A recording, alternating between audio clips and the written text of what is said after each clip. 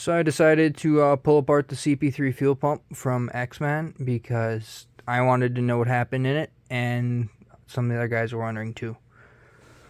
So when I was pulling apart or taking these out, all the piston, the valves that are in the top of them for the high pressure rail, all the spring assembly and stuff were in there, right? That was that way, and then on top of the cup. So these were in here that way, which seems correct. I don't really know. I'd have to look at the thing. I mean, it seems like it would be the right way in there. But then this one, that was how that was in there. On that side. So it was like this in there. Like that. So the pump was just kind of pushing it back past this, but it wasn't actually sealing, and it was hammering the fuel against that. So that may have been part of the failure. But in this one here, there was also a rock. That's not metallic. That's a rock. That was in the top of the pump. That's nothing that can be pushed through it. That's something that was deliberately put in there. So there's that. And then this last one here, that's completely stuck in there. I tried pushing this out. It is stuck. Tried tapping it through with a hammer. It is completely stuck.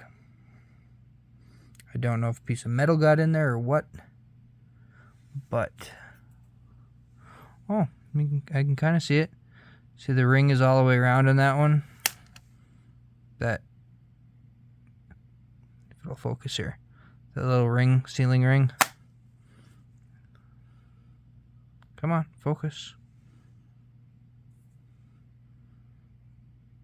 See how that one's in 3? So yeah, that's not right. That may be part of this. The little ring on the outside of that's what that is. It's the ring on the outside of that. So that's broken. There's 2 springs that were complete, and then the one that disintegrated. And then the one piston that was still pushing some fuel, that is all that's left of it. The other 2, you can see how much this one ground down. So this one was completely jammed in the bore. The other one was moving. There was 3 check balls. That's gonna focus. The 3 check balls for those are on the back side, and then this is the fuel outlet. This is the high pressure side. Oh, that spring is kind of jammed.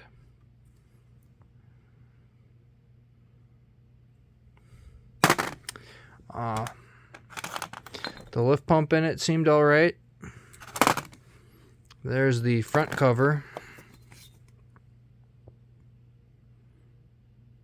You can see all the damage to that. And here's the crank housing. I don't know what you'd call this.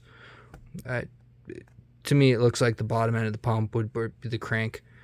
But yeah, these other cups. Where did I put it?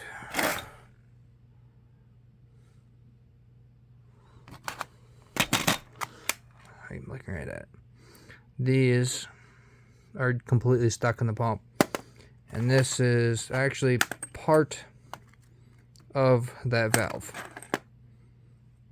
Or piston. Whatever you want to call it. And they're stuck in there. The bushings look all right.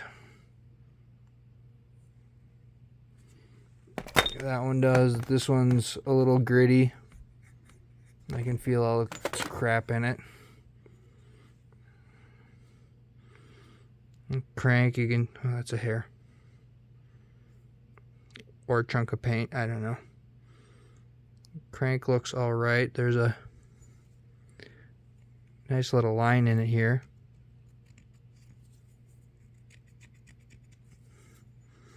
Probably from some of the crap that went through it.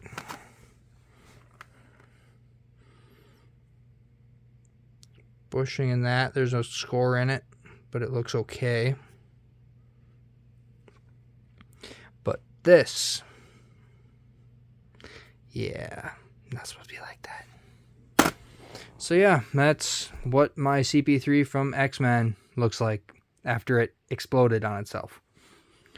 And then why I was getting so crappy fuel economy is because right away it started to grenade itself and finally blew one of these plugs out after 150 miles or 130 miles.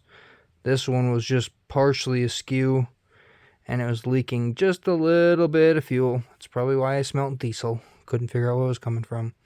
And that one, it blew it out.